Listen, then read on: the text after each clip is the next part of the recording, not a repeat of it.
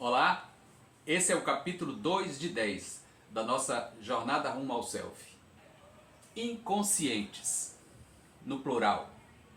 Porque a gente tem que definir qual é esse inconsciente ao qual Jung se refere. Então vamos ver quem é ele, dentre várias outras possibilidades. No nosso metabolismo, a gente conta com vários processos inconscientes. Acontecem sem que a nossa consciência precise saber deles, nem fazer nenhuma intervenção.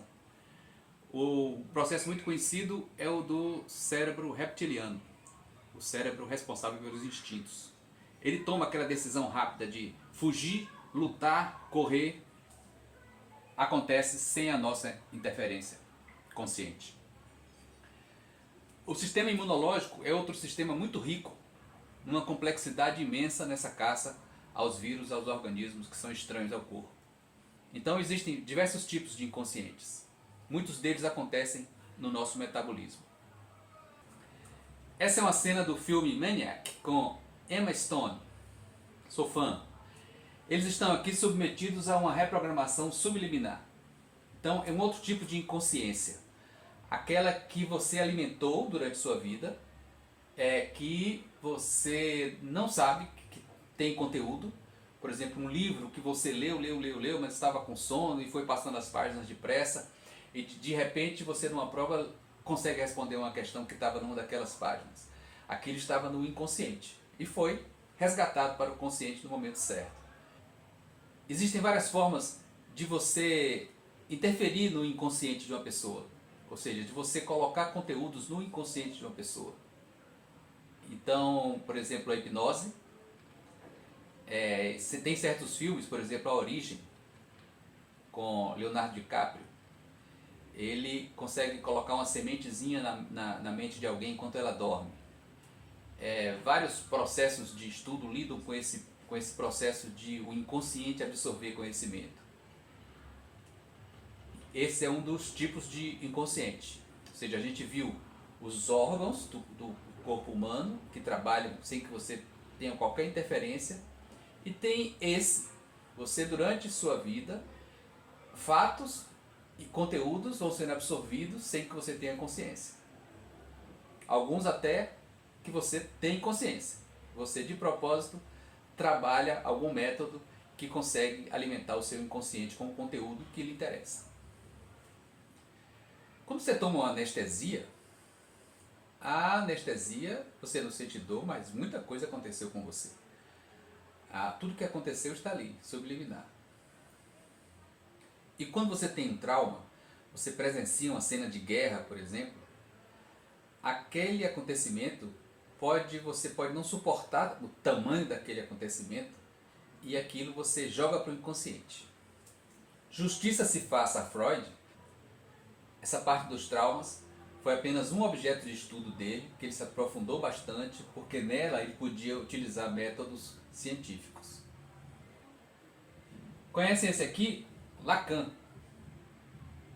Ele desenvolveu a metodologia da psicanálise, colocou muita matemática em cima. São muito interessantes os diagramas de Lacan. As metodologias da psicanálise se baseiam na fala, no verbo. Porque a Lacan descobriu que enquanto as pessoas falam, de repente elas trocam alguma coisa do discurso normal delas por alguma coisa que se inseriu ali. Então, por exemplo, a mulher aqui está no divã e ela está começando a falar de alguma coisa sobre o marido dela. E ela de repente vai falar do nome do marido e em vez do nome do marido fala o nome do pai. Isso foi alguma coisa, um ato falho, que ela colocou no discurso. Essa coisa provavelmente foi colocada lá no discurso por certos demôniozinhos que ficam no inconsciente procurando uma forma de se manifestar. Então eles mudam o discurso, mas para Lacan essa mudança do discurso foi fundamental para ele saber o discurso real, o que realmente se passava na mente daquela mulher. Então isso se transformou num método, é parte do método da psicanálise, você apelar para o ato falho, você forçar que o paciente, discussando, cometa atos falhos. É aí que o médico vai perceber para que lado vai seu problema, seu trauma, sua neurose. E o paciente também. vai ter esses insights. Vou lhes apresentar dois amigos meus que me ajudaram nesses estudos sobre o inconsciente. O Immanuel Kant, filósofo, iluminista, e o Noam Chomsky, linguista. Ele escreve sobre muitas coisas, escreve muito sobre política também, mas aqui eu vou focar no lado dele como linguista. O que é que esses caras disseram? A filosofia sempre procurou saber como é que a pessoa adquire conhecimento. Como é que os homens, os humanos, adquirem conhecimento. Então a maneira de adquirir conhecimento sempre variou. De Platão, por exemplo, que falava que existia um mundo ideal e que o mundo empírico, aquele mundo real que a gente vivia, ele era apenas manifestação de algumas formas ideais. Teve Descartes, que confiava que existia um plano ideal, que a maneira de conhecer o mundo era através do estudo desse plano. E o Kant, ele chegou numa época em que o empirismo estava vingando, ou seja, que a experiência é quem ditava o conhecimento. Todo conhecimento vinha da experiência. E ele sacou umas coisas interessantes. Ele falou o seguinte: olha, tem alguma coisa que está na mente das pessoas a priori. Então, quando alguém diz assim, eu viajei pelo Brasil e no Brasil eu vi que todo menino brasileiro joga bola. Então ele viu 1, 2, 3 e generalizou. Todo menino brasileiro joga bola. De onde veio essa generalização, essa capacidade de generalizar? Então ele diz, isso é inato da pessoa. A pessoa não aprende a generalizar. Isso é inato, isso ela tem a priori. É uma das maneiras dela adquirir conhecimento. O Noam Chomsky, ele entrou com no tempo dele, a língua se entendia que a língua, as pessoas aprendiam a falar a partir da experiência também. Então, as crianças ouviam os pais e aprendiam a falar como os pais. Aí ele disse, nunca que iam aprender tão rápido se fosse só pela experiência. Existe um órgão da linguagem que está pronto para aprender as palavras que representam os conceitos que esse órgão quer dar. Então ele diz, por que é tão fácil você traduzir uma língua para outra? Porque em todas as línguas as pessoas querem dizer a mesma coisa. Então você encontrar nas palavras diferentes, isso não diferencia muito as línguas. A estrutura é a mesma. E o condutor é o mesmo. E a motivação para a pessoa aprender é a mesma. Então, Chomsky citou um exemplo. Imagine que em um determinado país, quando você dissesse assim, eu estou perto de uma casa, você considerasse que está perto das paredes da casa. Então esse perto não seria do lado de fora da casa. Podia ser do lado de dentro, mas perto das paredes. Mas em todos os lugares do mundo, quando você diz eu estou perto de uma casa, você não entrou nela ainda. Você está perto, diante da casa. Se você disser, minha casa é azul, em todos os lugares do mundo, a pessoa está se referindo à parte externa da casa. E não à parte interna. Você pode dizer, a minha sala é amarela, mas a minha casa, mesmo que tudo dentro dela seja pintado de amarelo, é azul, porque do lado de fora é azul. Então ele diz, esses mecanismos estão prontos com os escaninhos que precisam ser preenchidos pela linguagem. E aí em cada língua você vai apenas preencher esses escaninhos.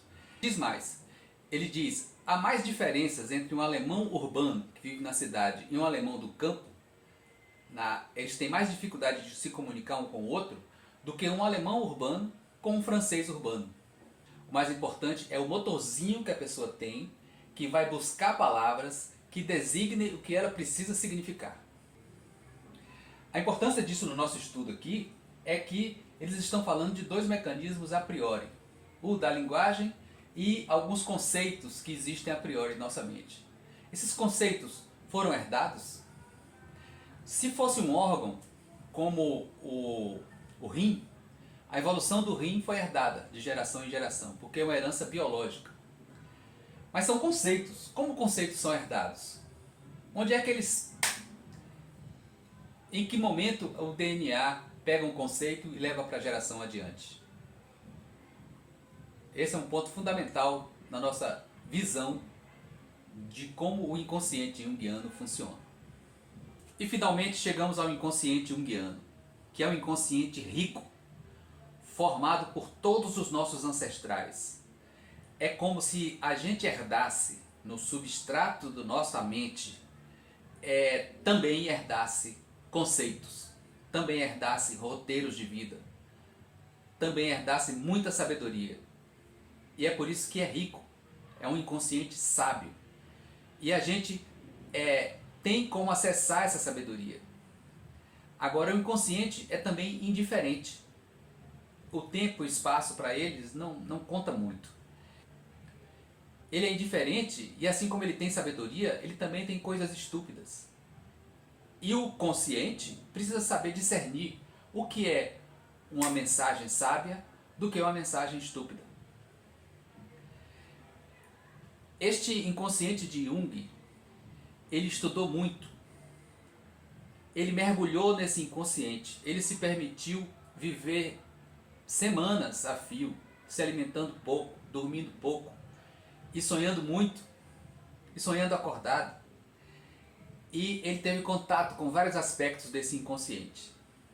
Eu não vou dizer que eu também tive contato com alguns, mas eu tive uma experiência muito profunda em me deixar invadir pelo inconsciente.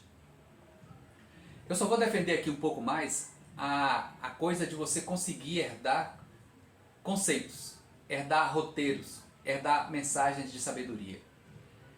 Eu sou informático e quando a gente tem na informática, na computação, algum trecho de programa que roda muito, ou seja, imagine que você tem um trecho que calcula o seu dígito verificador de um CPF. Aquilo é software e passa por diversos ciclos até que você consiga calcular o dígito verificador. Se você consegue colocar aquilo no firmware, no hardware, você consegue desenhar aquilo numa plaquinha, aquilo ali vai ser processado instantaneamente. Então, imagine que isso tenha acontecido. Muitos acontecimentos, muitas reações humanas que aconteceram em épocas ancestrais, começaram a acontecer tanto que aquele roteiro ficou impresso na biologia, no substrato da mente. Então, para diferenciar o inconsciente subliminar, aquele que é alimentado durante sua vida com conteúdos subliminares, e esse inconsciente que vem de outras gerações. Esse é o inconsciente de Jung. Daqui para frente, quando a gente falar de inconsciente, vai ser desse.